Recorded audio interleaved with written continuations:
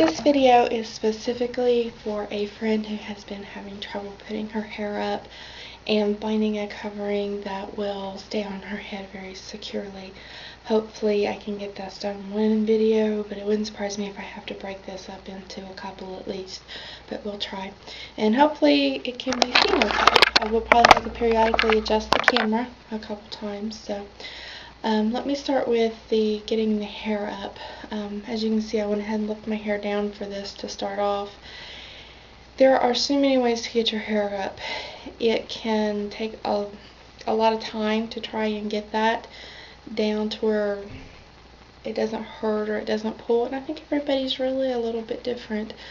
One of the big things is to try and find the right equipment. I am personally a big fan of these hairpins. I'm going to move the camera here.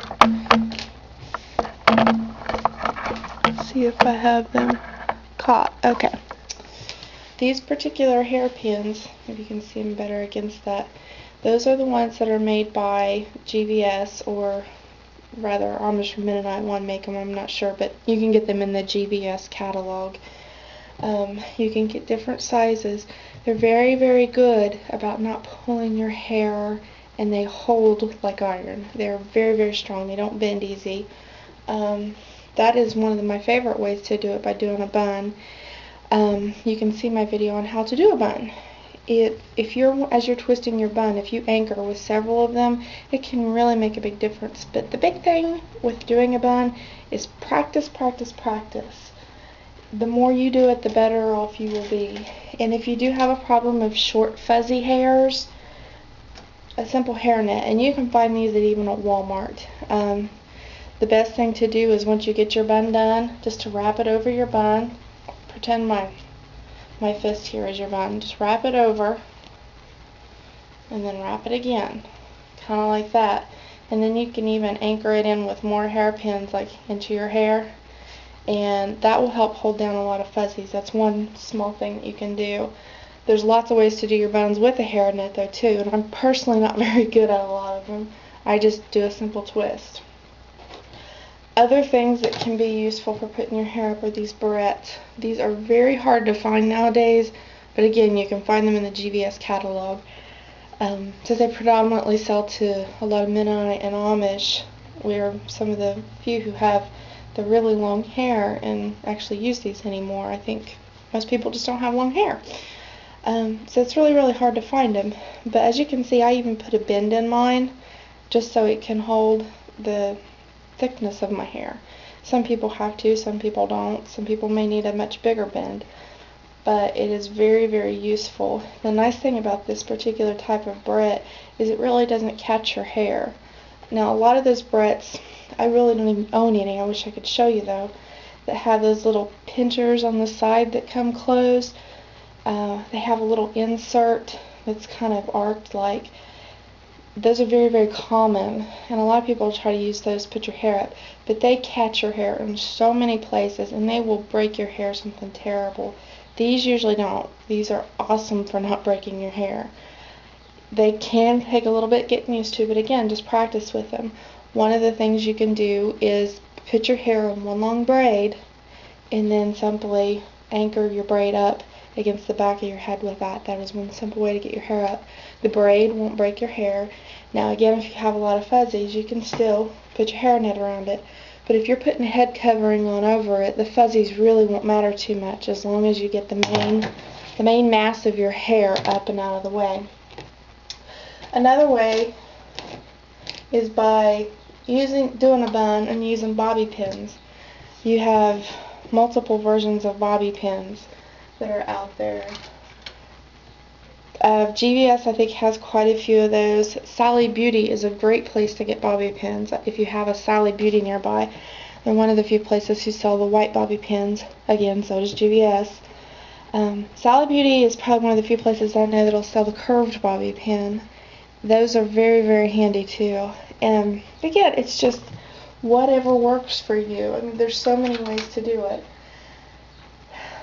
Some people can use combs. Personally, I can't use them to save my life, so I'm no help there. But there's a lot of ways. These little bendy clips are the type that are great to be sewn into head coverings. They can break your hair. A lot of times the hair can get caught right in there. A little trick that you can do is coat that with fingernail polish, like a clear fingernail polish. That will keep your hair from getting caught.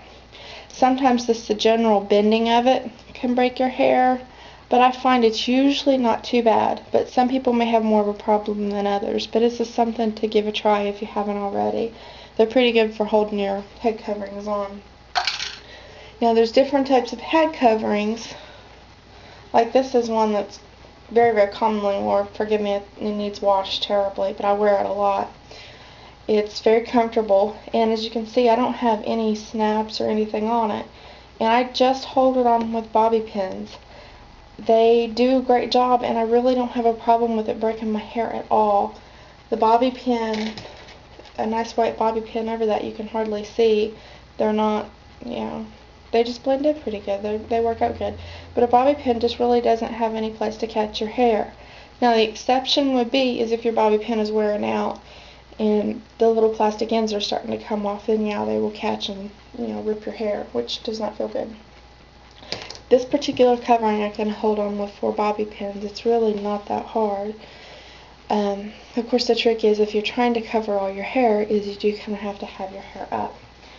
Now, for the particular person I'm making this video for, they are having a difficult time for lots of reasons. They have a high forehead, which I also have, so I know that kind of can be a little bit hard to deal with. But they're having problems with pins and clips breaking their hair, and they can't get their hair up. My biggest piece of advice, and the best way to do it, is do one of a couple things. Try to get the hair up anyway. My personal recommendation, I would do probably with using those 3 things. Again, these types of barrettes don't break your hair too bad. Now, if you're having a problem with those 2, I really don't know. I really don't think the hairpin option is bad too, if you can get it to stay still. I know fuzzies are a problem, but I don't know if you've really messed with hair nets much, but they can really, really help hold that down. This is probably one of the nicest ways to do a nice bun or something like that to get that hair to hold up. But again, you just really have to practice a lot. But even with fuzzy hair, you can really get that up. You just got to keep practicing, learn how to twist your bun, and put the hairnet over it to keep the fuzzies down. That's probably one of your #1 ways to really do it. In absence of that, I would recommend this method. I would first braid my hair, put this at the end of your braid, whatever you need to secure it. And even if you have a lot of fuzzies sticking out your braid, you can still anchor your braid up. Actually, I missed a step, I'm sorry. Before even braiding, I would pull my sides back. And the reason for that is because of the head covering you're going to anchor on there later. Maybe the best thing is just to show you, I'm sorry. Let me turn this up. Actually, I'm going to go ahead and stop this video because it's probably a good time to have a little break and then break this into another segment.